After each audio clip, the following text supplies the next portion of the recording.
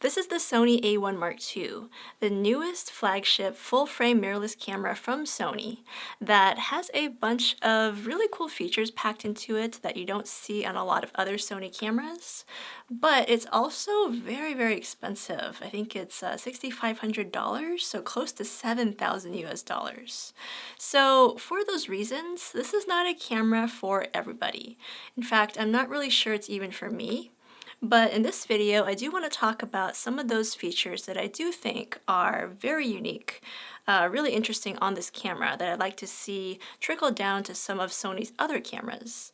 But I also want to talk about who this camera is for.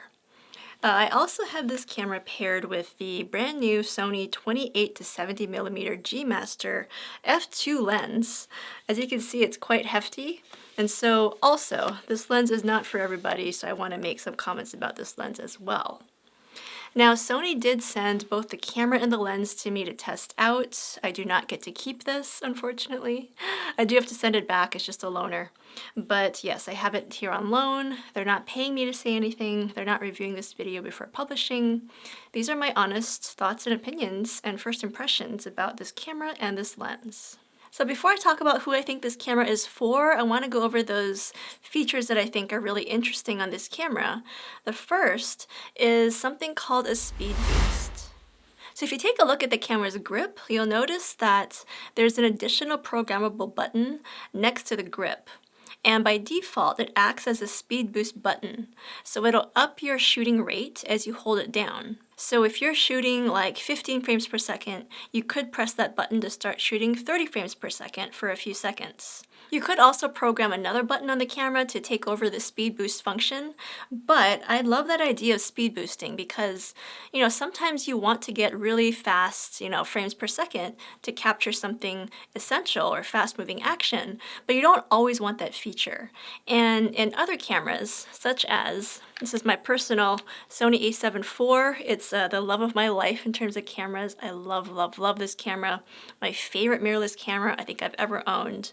And right now, if I want to change the frames per second when I'm shooting stills, then I have to go into the menu to do that. It's not a big deal, but it's not as fast as just pressing a button and being able to get that variable frame rate for shooting stills.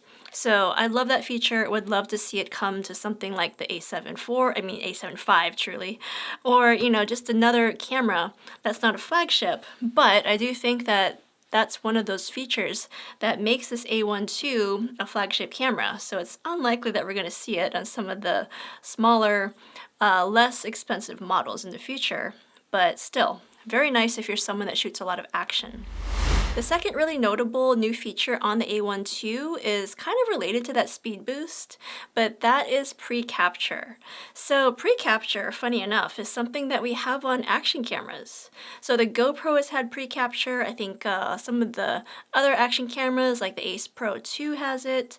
And pre-capture on action cameras as well as this Sony camera means that the camera is going to start to record footage or photos before you start to press the shutter button. So the A1 II specifically can record up to 30 frames per second in the moments leading up to pressing the shutter button. And when it's enabled, you can activate pre-capture by half pressing on the shutter button or pressing on the autofocus button, or both, depending on how you configured your settings. You can also set the pre-record window to be as short as 0.03 seconds or as long as 1 second, with several options in between. So similar to speed boost, pre-capture is one of those things that can be really helpful if you're someone that captures fast-moving action or an unpredictable subject. So, sports photography, which I never really did, but concert photography, I could see that being extremely helpful, especially in combination with speed boost, because sometimes you're shooting an erratic subject. I'm thinking like rappers or sometimes, heavy metal bands or punk bands, and that lead singer is often moving around and you don't quite know where they're going to go. And so having something like pre-capture plus speed boost can help you make sure that you capture the full sequence of action. Another feature in the autofocus department that I really like is the option to select small and extra small focus spots. So I generally use the focus spot function so I can manually tell the camera what I want it to focus on. Sometimes I will rely on the autofocus, but a lot of times, especially when I'm shooting like food and, restaurants or even events, I want to manually choose the focus myself. And so being able to control that focus box size and pinpoint it down to being extra small is a really cool feature. Although I do wish that the box could also be a little bit larger because sometimes I want it to be even bigger than its current offering. So yeah, that's something that I do hope, and I think that both of those things could be trickled down to other Sony cameras as well, having the small and extra small focus box as well as a slightly bigger focus box option. The A1 Mark II also has better stabilization, or IBIS. And although I love Sony cameras, and I do use them to shoot both photos and videos, the IBIS, or the built-in stabilization, is one of those things that I always think could get better. Like, it's not been the best on other Sony cameras that I've used. So I love that it's being improved, especially in their flagship camera. And right now we have about 8 stops of motion that can be compensated using that built-in IBIS. Besides active stabilization, there's also a new dynamic stabilization, which again, both of those do crop into your shot, but that's just, a cost of using that built-in stabilization to capture your video. But I really do think that that built-in stabilization is doing really well on this camera. Much better than on previous cameras, including my beloved A7 IV. But probably my absolute favorite feature on this A1 II, and it's something I'm not sure that Sony's going to give to other cameras because it is their flagship camera here, and it's a really, really cool feature, but that is this LCD screen. So it's variable angle as well as being able to be flipped out. And so on my A7 IV, for example, if I want to use this screen, all I can do is pop it out. And I can tilt it, but the screen is over to the side. And so for me, I have such a hard time composing my shots this way whenever I want to, get down low or get up high.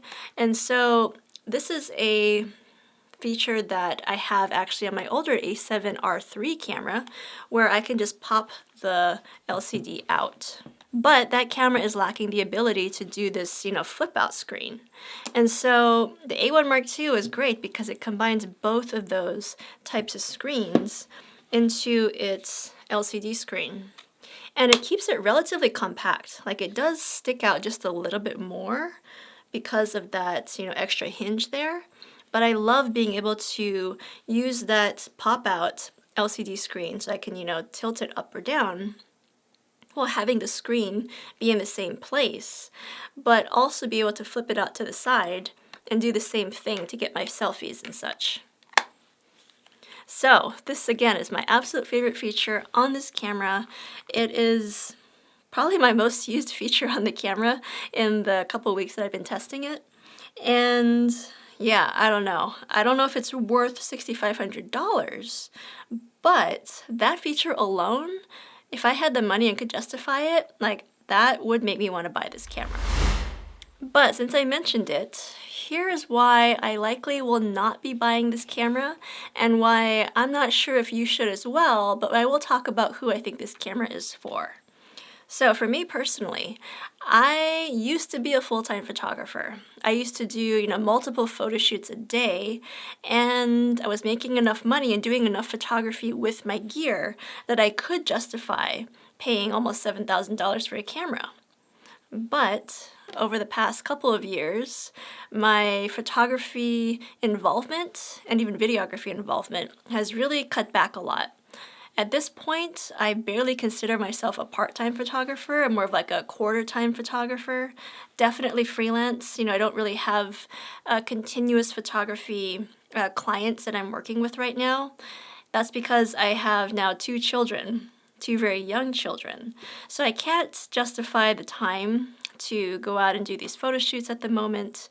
And honestly, I just don't really want to. I want to spend this current time of my life mostly with my kids. And so for that reason, I can't justify spending the money on a camera like this. And for all that it offers, These features are nice to haves, but they're not necessary for the kinds of photo shoots that I'm currently doing. For the kinds of photos that I'm doing, again, it's mostly food and restaurant and occasional corporate events. And I'm finding that my A7 IV, still the love of my life, much more affordable, and is meeting all of my current needs for the types of photo shoots and video shoots that I'm doing. So I can't, justify it. However, if you are a full-time or even part-time photographer slash videographer, and you are making enough money to justify the investment, then I do think that this is a phenomenal camera. If you don't already own, the original A1, then you definitely probably want to go for the A1 II if you're looking at getting the flagship camera. If you do own the A1, again, I don't own it, but from what I've seen, a lot of people are saying you don't necessarily need to upgrade unless you really think those extra features are worth it. But again, if you want the flagship and you don't already own the original A1, A1 II would probably be the one to go for at this time. Oh, and I didn't even talk about the lens yet, but this G Master 28-70 f2, I've been trying it out for the past couple of weeks. And although I love the ability to shoot at f2, I can tell you that the size and the weight just are a little bit too much for me right now. In comparison, I have my Sony 24-70 f2.8 G Master 2. And so I actually just got this lens 2 weeks ago during Thanksgiving. And I bought it used, believe it or not. I got a really, really good deal on it. And it's the first 24-70 that I've owned since switching over to Sony. And I got that lens because, previously I've been using my primes. This is my absolute favorite lens here, the Sony 55mm f1.8. I can do entire photo shoots with just this lens. But I was finding that for my events, I've really been needing that zoom range. It's been really hard just to rely on a single focal length. So I picked up the 24-70 f2.8, and I admit that this lens has been a lot for my arms. Like, I do my photo shoots and my arms are like aching, and I'm like, why? Like, oh, it's this lens. I'm just not used to having a bigger, heavier lens on my camera. And so I consider the 24-70 f2.8 a little heavy. Having a 28-70 f2 is quite a bit heavier. So for me personally, I just bought my mid-range zoom lens. I'm decently happy with it. I do wish it was a little bit lighter, but I really can't justify getting a 28-70 f2 in addition to this lens or in place of this lens because I just bought it. But I did see a bunch of influencers who did go to the launch of both the camera and the lens. And many of them came back saying, hey, this lens is so great, I want to go home and I want to sell all my primes and replace my primes with this one lens. And so I don't quite feel that way, but I could see how if you're a prime shooter and you don't mind having a lens that's a little bit bigger and heavier, but can cover like a great range and give you f2, the entire range, then that could be something that's worth investing in. And again, I saw quite a few people saying that this was the lens that they thought was gonna, be their new go-to for a lot of their shoots. So, in conclusion, this is the new Sony A1 II and the 20-70 f2. Both of the camera and the lens, personally, are not for me, not at this time in my career, but for some of you out there, this might be a great camera and a great lens for you. But you guys let me know what you think in the comments down below. If you think it's a bit too much for you, or if you think this is the ideal lens or camera for you, I would love to hear your thoughts. Thank you so much for watching, and I will see you in the next video.